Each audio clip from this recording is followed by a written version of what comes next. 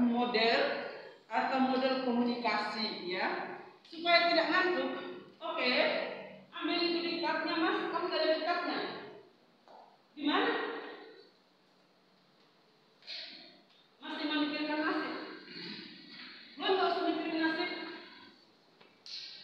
Baik, supaya tidak ada rasa ngantuk kalau saya menjelaskan, Anda terlalu keenakan sambil ngantuk, matanya melotot-melotot, kayak ngancam gitu, ngancam saya gitu kan, menakut-nakuti gitu loh.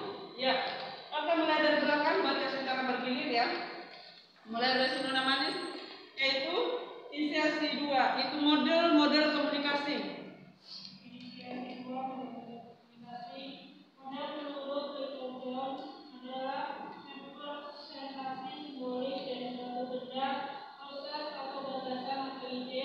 Model sering digunakan untuk menggambarkan berbagai fenomena yang terjadi dalam berbagai peristiwa dalam kehidupan manusia. Tidak ada kecuali peristiwa komunikasi.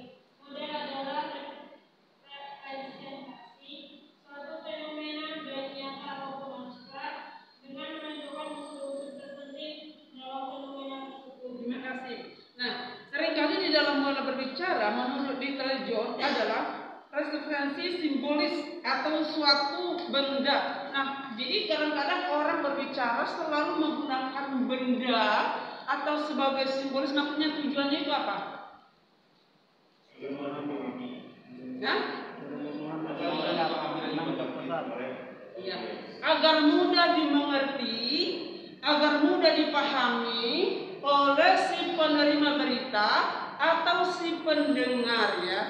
Terkadang kalau hanya berbicara dengan mulut, terkadang susah dimengerti. Tetapi kalau membuat suatu contoh atau benda yang bisa dilihat dan digambarkan, maka orang yang mendengar itu lebih cepat menangkap dan mengerti isi yang kita sampaikan. Bisa diterima? Nah, contoh, kalau anak kecil, umpamanya anak kecil kan? Nah, kalau kita berbicara babak-babak, umpamanya, anak kecil bisa ngerti nggak? Enggak. Tetapi kalau mungkin kita pakai satu contoh benda untuk sebagai simbol untuk membuka pikiran orang tersebut, maka anak itu langsung cepat tanggap apa yang kita maksud.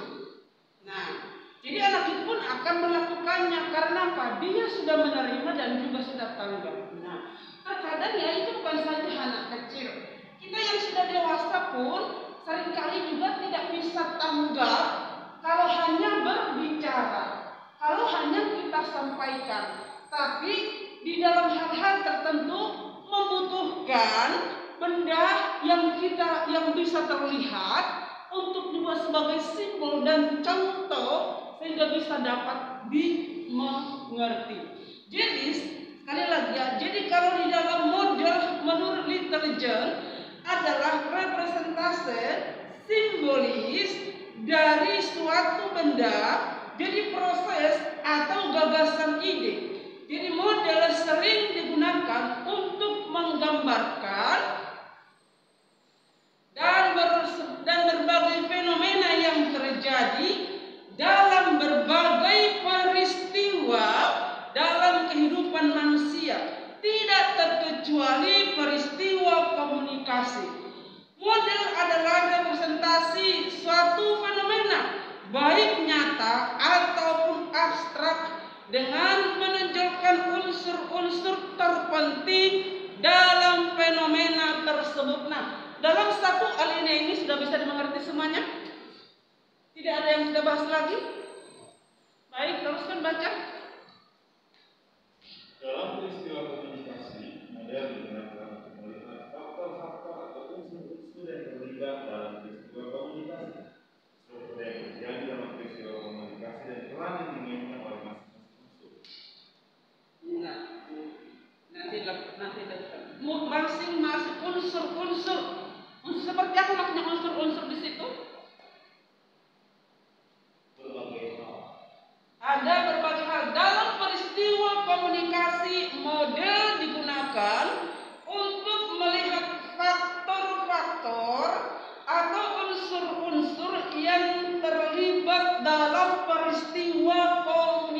umpamanya kita sedang berbicara atau mungkin dalam satu peristiwa. Jadi selalu mereka lihat unsurnya itu apa gitu. Jadi semuanya ini merupakan alat untuk menunjang ya. Atau contoh kalau umpamanya orang satu peristiwa atau mungkin pembunuhan atau pengaruh kan sudah namanya ada olah data.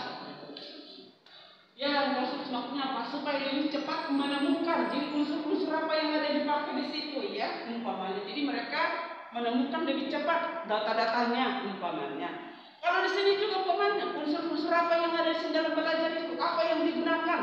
Makanya tujuan apa? Oh, ada ini, ada ini. Jadi semuanya saling melengkapi dan saling menunjang di dalam ruangan belajar maupun di dalam ruang komunikasi. Umpamanya komunikasi di sini apa yang digunakan? Kadang-kadang bisa make umpamanya. Kenapa? Untuk lebih memperjelas suara. Kenapa? Oh, karena di situ ada yang kurang pendengaran umpamanya.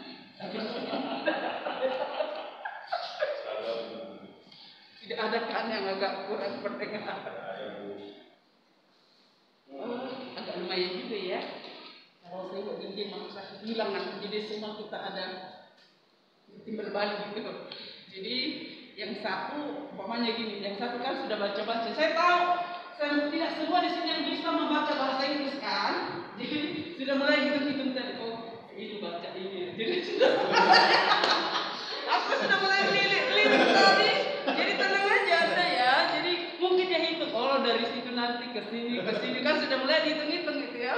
Jadi kan saya acak apa jadi supaya nggak deg-degan nanti mulai hafal-hafal. Umpamanya kalau di adik gitu kan, jadi sudah deg-degan ini. Jadi nanti akan saya acak. Jadi belajarlah, cobalah diperhatikan baik. Nova masih teruskan fungsi model. Fungsi model. 1. Melukiskan proses komunikasi. 2. Menunjukkan hubungan visual. 3. Membantu menemukan berbagai kemacetan komunikasi. Iya, sampai sini ya. Fungsi model melukiskan proses komunikasi, melukiskan, menggambarkan. Terus apa lagi selain melukiskan, menggambarkan apa lagi? Melukiskan, menggambarkan, apa lagi? Proses komunikasi umpamanya mempraktekkan bukan?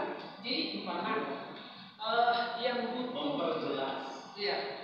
Maka umpama ini dalam komunikasi kan perlu juga terpakai untuk orang-orang tertentu kan perlu ada alat-alat komunikasi yang kita pakai supaya orang itu bisa mengerti kira-kira orang yang seperti apa. Tuna, iya, ada juga kan. Makanya kalau umpamanya untuk memperjelas komunikasi bisa aja mungkin alat baca untuk tunanetra kan itu akan memperjelas untuk membantu. Nah, itu untuk orang-orang tertentu. Nah, ada juga untuk tuna apa? Nah, ada harus pakai gerakan semuanya.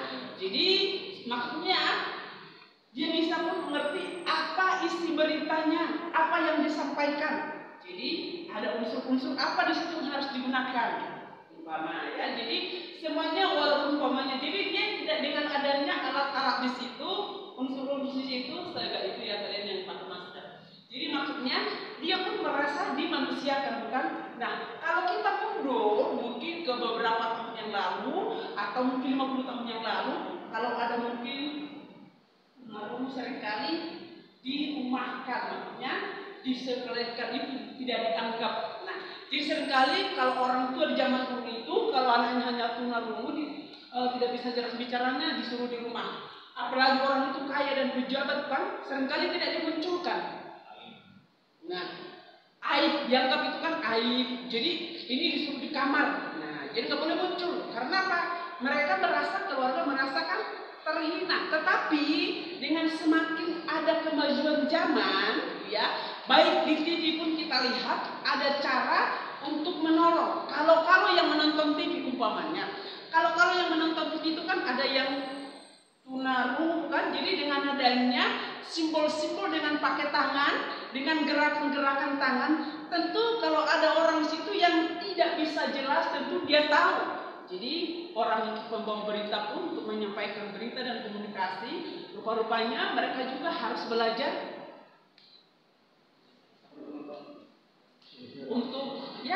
tangan, apa gerak lah ya, gerakan-gerakan, entah gerakan tangan, gerakan mulut, sehingga mereka bisa mengerti ya. Jadi orang-orang yang punya anak seperti itu pun bisa mereka menjadi cerdas. Oh, maksudnya seperti ini, walaupun tidak bisa diungkap dengan jelas oleh mulutnya, tapi dia bisa mengerti untuk dirinya sendiri. Jadi kan tidak lagi dianggap sampah, tidak lagi dianggap tidak dimanusiakan, kan seringkali seperti itu. Jadi itu semua sangat menunjang baik untuk semua orang-orang tertentu ya.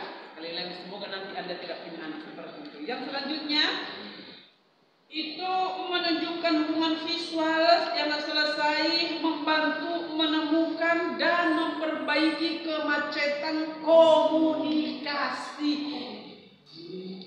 Ya, komunikatif ditulis ya.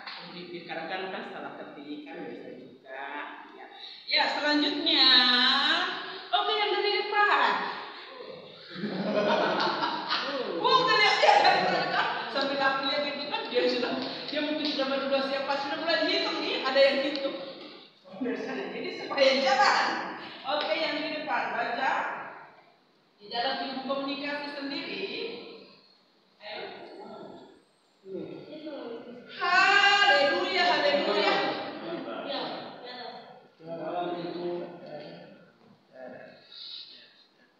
Dalam ilmu komunikasi sendiri atau dalam ilmu komunikasi. Oh, jangan ketawa, kenapa? Ayo ulangi.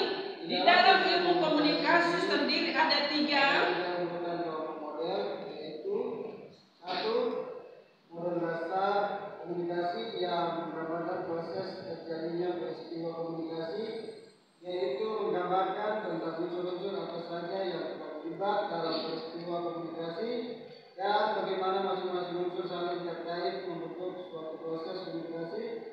Adapun yang termasuk model dasar komunikasi adalah model komunikasi intra-pribadi dan antar-pribadi dari Bandung. Model komunikasi linear dari Laswell, model komunikasi sirkuler dari Osgood, dan model komunikasi model komunikasi nilai dan nilai, model komunikasi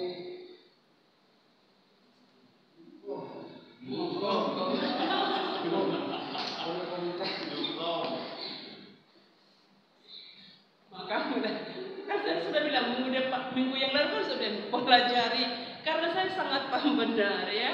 Kan saya pun yang sudah usia kadang-kadang kan bisa salah baca. Nek bahasa Inggris itu tulisannya salah, kadang-kadang tulisannya dengan cara ucapnya itu beda ya. Jadi makanya Google harus selalu Anda baca dan cari di Google artinya sehingga tidak kebelepotan ya. Baik, sampai di situ nanti akan diteruskan. Di dalam ilmu komunikasi sendiri ada 3 urutan.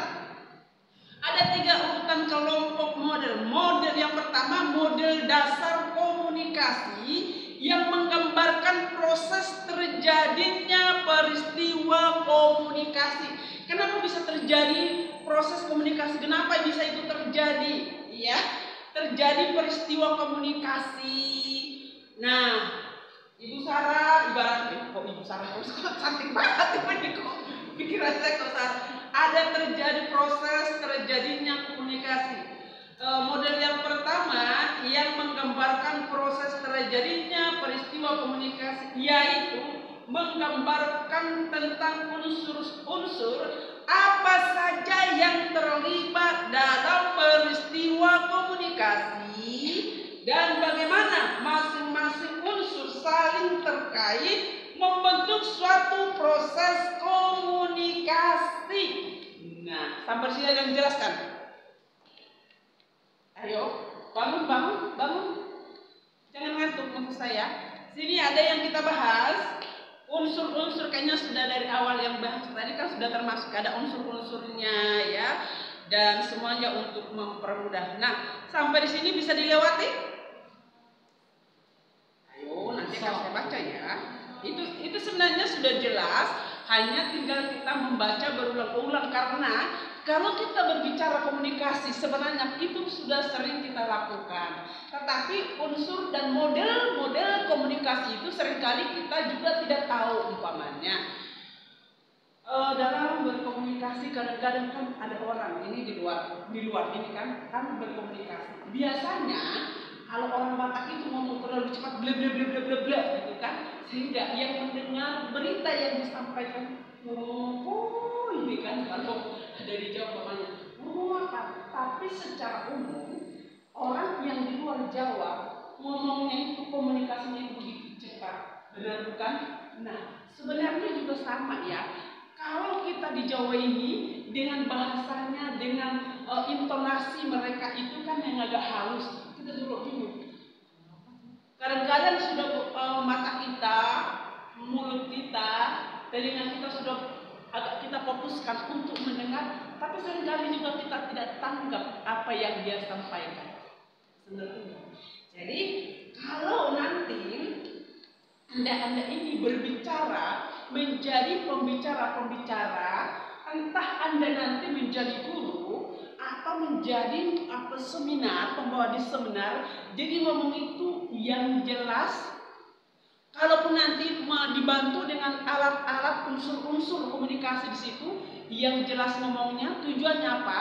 Supaya orang yang mendengarkan apa yang kita sampaikan itu mereka bisa mengerti dan ngeh ya, orang Jawa bilang kan ya, jadi kayak gituan. Nah kalau bilang kayak gitu kan orang sih ngeh gitu kan. Jadi kan kadang istilah itu kan mungkin maksudnya baik, tapi karena istilah ngomongnya kan nggak ngerti, nggak ngeh gitu ya. Jadi ya kira-kira gitu. Kalau umpamanya ngeh itu untuk bahasa di sana itu apa? Ngejek. Ya, dia nggak ngejek kan. Padahal sebenarnya ngerti makanya. Udah ngerti itu bahasanya. Udah ngeh gitu ya. Jadi oke, nomor 2, dibaca yang sampingnya. Nggak usah jidatnya kamu pukul-pukul. Model pengaruh komunikasi itu model yang menggambarkan bagaimana upaya komunikator dalam mempengaruhi agar pesan yang disampaikan dapat diterima oleh yang menjadi titik perhatian dari model ini adalah pihak komunikasi atau sendiri menyampaikan pesan. Adapun termasuk dalam model pengaruh komunikasi antara lain model stimulus, respon dari model pengaruh psikologis dari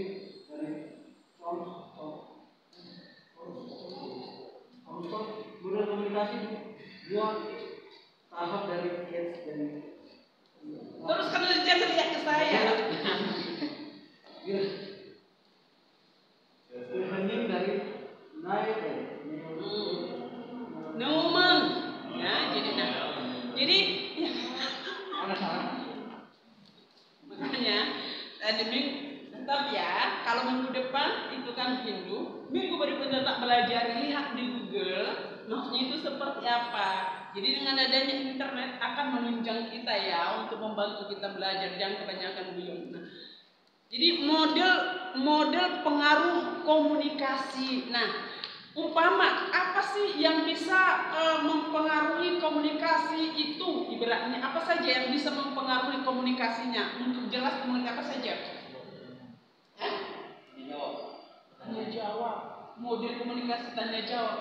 Mungkin oke lah, mungkin jadi kan dengan tanya jawab itu bisa berpikir. Tadinya kan ngantuk-ngantuk, tapi karena disuruh ada pertanyaan, jadi harus berusaha untuk menjawab, jadi ngantuknya. Nah, oke, yang lain Mas. Apalagi yang bisa mempengaruhi komunikasi? Ya, baca dong nomor 2 itu, apalagi yang bisa mempengaruhi komunikasi? Model pengaruh komunikasi itu model yang menggambarkan bagaimana upaya komunikator dalam mempengaruhi khalayak agar pesan yang disampaikan dapat diterima oleh khalayak. Tahu nggak kata khalayak di situ? Orang banyak, orang yang datang, yang mendengar. Nah kan kita tadi umpamanya, kita buat salah satu seminar umpamanya. Bagaimana orang pembicara itu mengupayakan. Kata mengupayakan apa di sini? Mengusahakan ya, supaya apa yang disampaikan maka khalayak itu dapat mendengar dan mengerti. Jadi ada pengaruhnya, pengaruh komunikasi. Kalau umpamanya atau hari Minggu aja, setiap hari Minggu ibaratnya. Kadang-kadang kalau yang khotbah, Anda sendiri juga yang menilai ya umpamanya. Kalau yang khotbah itu ibaratnya yang khotbah, entah tamu, entah siapapun ya, dia menyampaikan berita. Berita apa sebenarnya yang disampaikan yang khotbah itu? Tentu kan berita firman Tuhan, berita keselamatan dan yang lain-lain. Seharusnya Anda pun nanti menjadi pengkhotbah harus bisa berusaha mempengaruhi pikiran jemaat ya. Pola pikirnya itu ketika kita menyampaikan sesuatu, bagaimana caranya supaya orang yang datang ini atau jemaat ini yang datang ini bisa menarik dan mempengaruhi pikiran mereka untuk dapat fokus mendengarkan apa yang disampaikan pembicara tersebut. Kira-kira bagaimana? Dengan intonasi. Ya. Intonasi intonasinya atau suaranya bisa menjangkau orang yang datang. Umpamanya, kalau orang banyak tapi saudara-saudara, jadi hari ini kira-kira mereka bisa terpengaruh nggak? Ya. Apa yang terjadi kalau suara seperti itu? Mengantuk. Terus apa lagi dengan zaman yang modern sekarang, apa lagi yang dilakukan khalayak? Humor. Pengalamannya. Enggak. Kalau zamannya saya belum ada konser, apa yang dilakukan? Gesek kaki. Karena apa? Tidak ada pengaruh dari yang disampaikan pembicara. Jadi ketika mengantuk, apa yang dilakukan? Sepatunya yang digesek-gesek itu pertanda bahwa tidak ada respon. Bisa ngerti nggak? Ada pembicara tapi ada khalayak menggesek-gesek sepatu, atau dengan sengaja mungkin dengan kulit permen dibuka berper-per gitu diremas-remas. Itu menunjukkan bahwa khalayak kurang respon. Apalagi kalau umpamanya seperti Anda mahasiswa, kalau Anda kata tidak ada konser, apalagi yang dilakukan? Surat-suratan ke teman-temannya terus digulung dilempar gitu kan. Mendingan punya permen ini enggak umpamanya. Itu kan tidak ada respon. Jadi kalau nanti Anda merupakan salah satu pembicara, mungkin beberapa tahun ke depan, Anda harus bisa mempersiapkan materi untuk mempengaruhi khalayak supaya mereka fokus mendengarkan apa yang Anda sampaikan. Itu namanya berpengaruh. Terus apa lagi? Iya. Membuat orang berpikir. Iya. Biasanya kan dari pembicara yang menyampaikan ada melontarkan pertanyaan sehingga khalayak bisa berpikir, oh maksudnya seperti ini. Jadi pertanyaan itu membuka pikiran yang datang. Apalagi? Halo? Nah ini sudah mulai mengantuk ya. Sudah mulai menghindar. Apalagi? Hah? Kalau zaman sekarang itu ada visualisasi, misal visualisasi gitu. Iya, itu mempengaruhi juga. Ya. Salah satu yang mempengaruhi ya. Oh, umpamanya di zaman sekarang kan ada visualisasi di layar kayak gitu kan. Jadi jadi umpamanya orang melamun tadinya kan tidak lagi pikirannya sempat melamun karena ada yang mempengaruhi para orang yang datang. Terus apa lagi? Tentu kan kalau Anda nanti menjadi pembicara harus kalimatnya yang jelas. Kata-katanya juga harus yang jelas, jangan jangan kebanyakan gitu kan. Nah, biasanya kalau orang baru umpamanya kalau pakai gini Anda kan pasti berani ngomong gitu kan. Nanti satu saat Ada tiba-tiba diperhadapkan, ada si pejabat. Begitu dikatakan, datang Bapak Bupati dari bla bla bla untuk mendengarkan seminar yang dibawakan Eloy dari lulusan STAES umpamanya, kan? Langsung semangat, dengan dia semangat. Begitu dia tahu ada di situ bupati, langsung lemas. Kita sambut. Lagi kita sambut.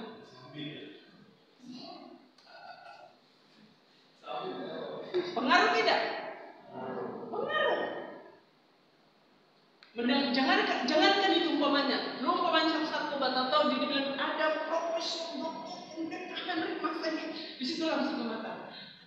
Aku nanti mau ngapa? Ada profesor, ada gosor gitu kan. Jadi biasanya langsung mempan atau grogi.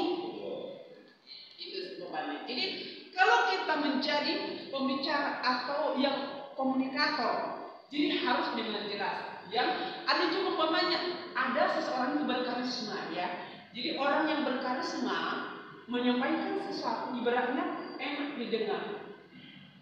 Susunan kalimatnya itu walaupun dia tidak berusaha menyusun mana SPOK-nya, tapi memang sudah dia berkarisma menyampaikan berita atau isi ceramahnya, orang langsung terpana. Enak banget ya. Enak banget ya. Nah, itu orang dunia. Tapi kalau Anda sebagai hamba Tuhan ibaratnya, jadi Anda mungkin di situ yang datang banyak pejabat-pejabat. Nah, Anda menilai diri Anda sendiri, aku itu tidak layak. Oke, kalau nanti di situ ada ini, terus mulutnya ketika bicara,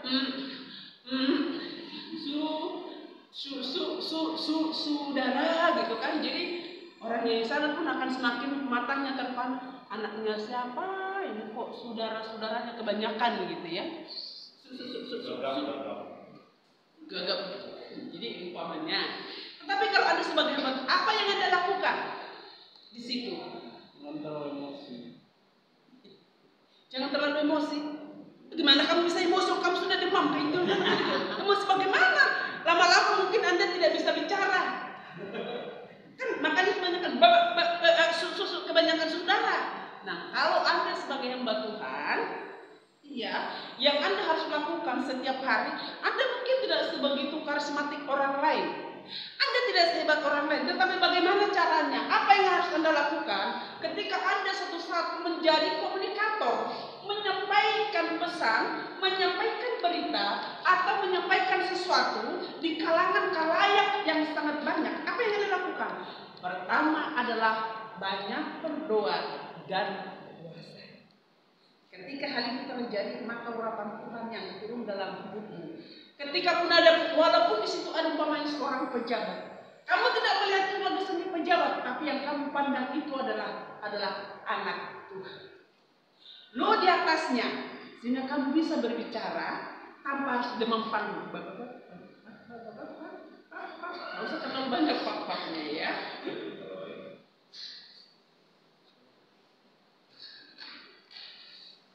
Jadi salah satu tips,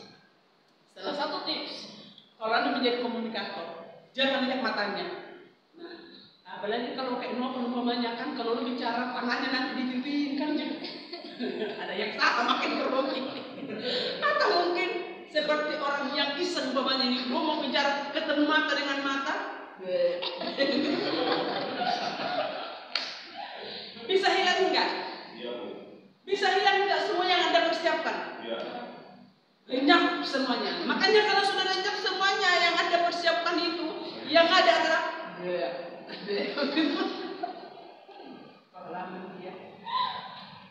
terus dikatakan, lihatlah di atas ininya ya, umpamanya di atas kepalanya aja. Tapi jangan sampai melihat kepala langsung.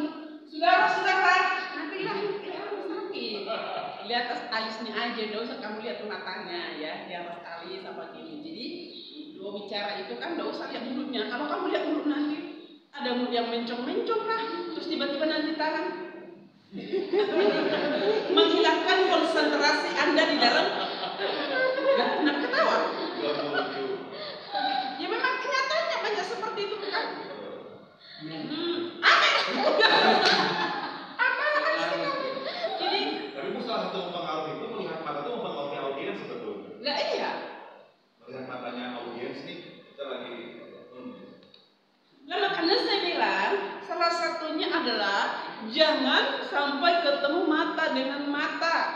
Umpamanya apalagi orang itu yang suka guyon-guyonan ya, sehingga ketika ketemu dengan mata langsung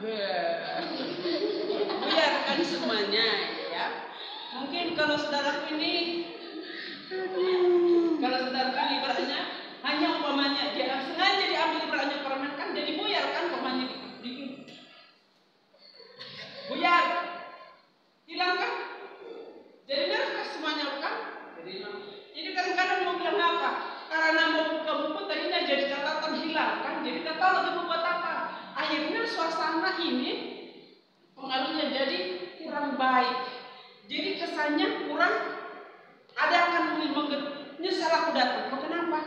Aduh, tadi kebanyakan saudara-saudaranya kebanyakan, jadi kalau kami dulu kalau yang orang itu lagi chat, kita tulis berapa kali dia bilang saudara. Lalu ditulis, nah begitu sudah turun dan nih saudara baca banyak banget gitu. Jadi sebenarnya itu menjadi koreksi buat orang tersebut. Tahu kalian kalau Stephen bagaimana? Justru sudah diperhatikan.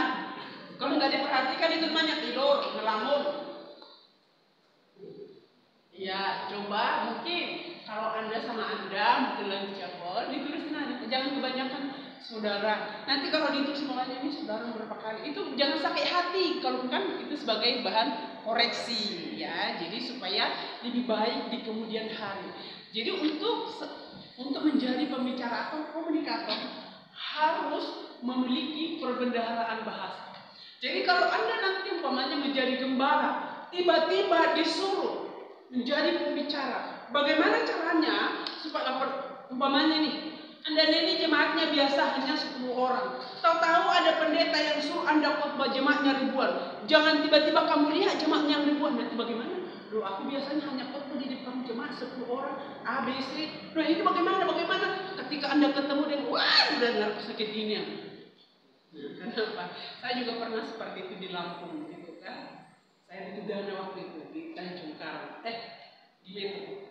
Emang gue pikirin dalam kepedean aja saya. Tapi dia mah aku pura-pura kepedean sebenarnya, tapi sebenarnya sudah puasa saya beberapa hari. Ketika saya sampaikan firman mereka dijam oleh Tuhan. Karena apa yang datang jamaah itu semua kan pendidikannya yang sudah di atas rata-rata kan. Ada yang sudah walaupun mereka pengusaha banyak kan sarjana ekonomi yang sudah pengusaha berhasil. Tapi ketika saya bawa firman Tuhan, waktu itu karena penuh dengan pergumulan, Tuhan bisa menjamah jemaat itu ya. Jadi walaupun nanti kalian hanya orang-orang yang sederhana mungkin orang berkata, cuma lulusan STAIS.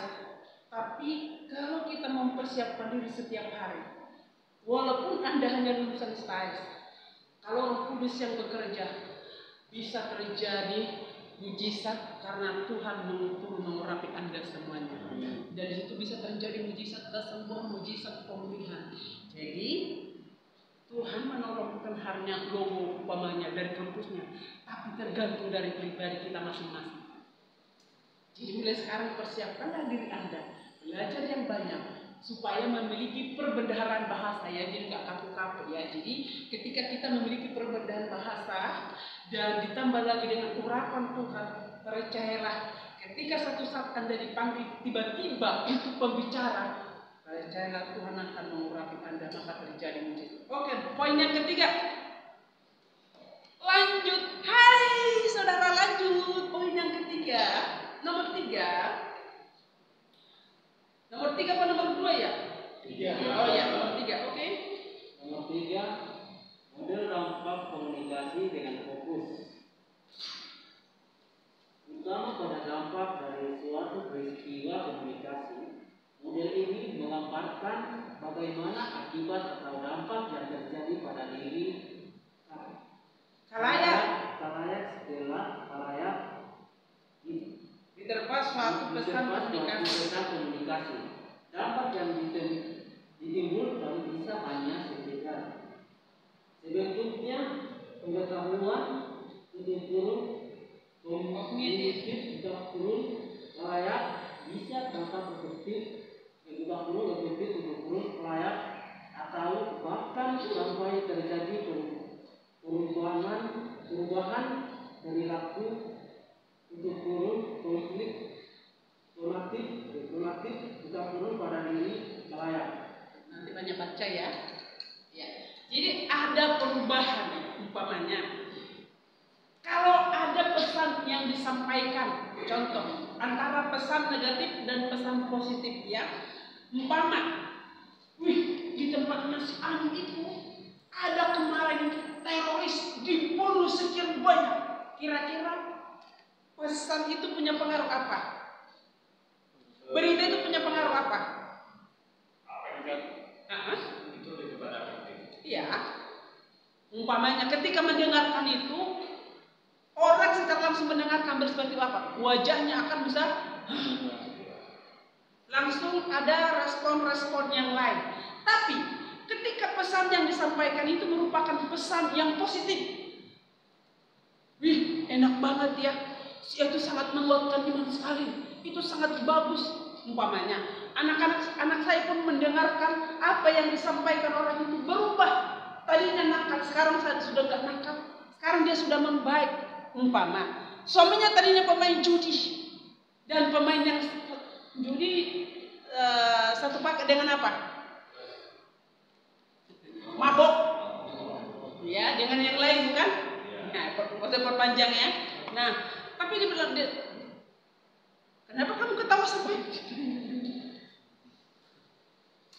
Nah, makanya ketika udah terjadi seperti itu, dengarkan pesan yang dari siang itu, dia sekarang sudah berubah.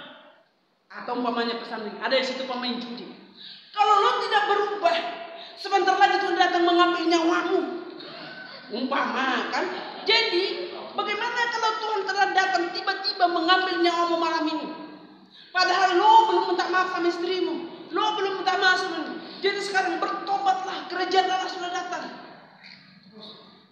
Uang istrimu kamu habiskan, hartamu kamu habiskan. Dia mendengarkan itu langsung, dia sadar, dia termenung. Iya ya, sudah habiskan semuanya hanya untuk main judi, main alkohol dan semuanya. Sekarang sudah jatuh kere.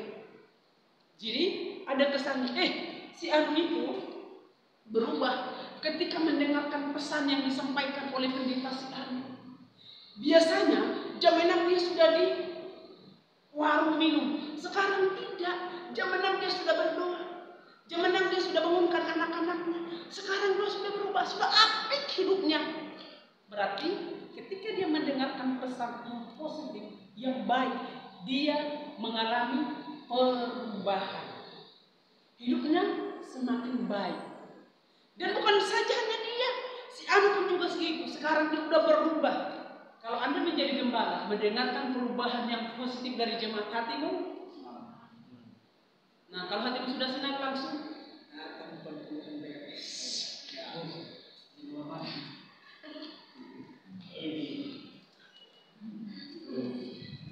biasanya kan pendeta kan gitu kan, senang, langsung dikunjungi, ya, terus dia baik-baik ya.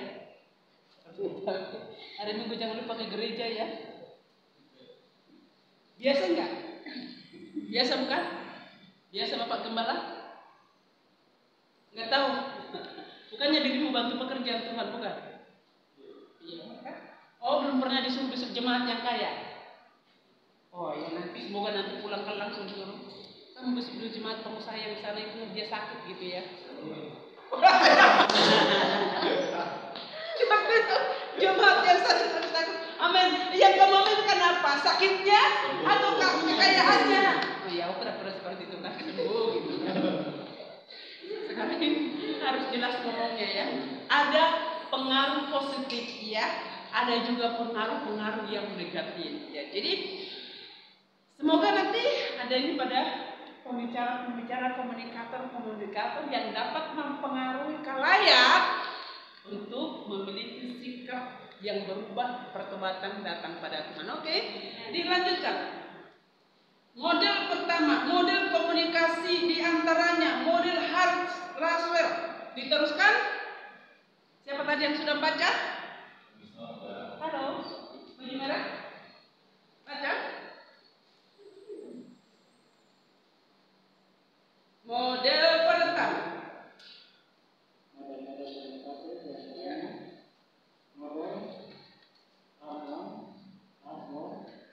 Mengemukakan tentang bentuk komunikasi yang siapa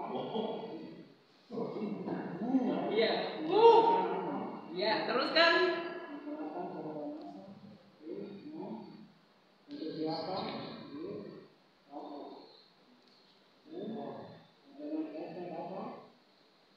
Ini dikenal matematika, komunikasi menjawab pertanyaan apa yang terjadi pada informasi sejak dikirimkan hingga diterima, menganalisis bahwa dalam proses komunikasi pesan yang dikirimkan, pesan yang diterima Sama dengan pesan yang diterima. Kata ini pesan yang diterima. Jadi itu punya arti ya. Ya, kalau kan tadi bilang pesan kayak matematika, kalau umpamanya ada 12 berarti sama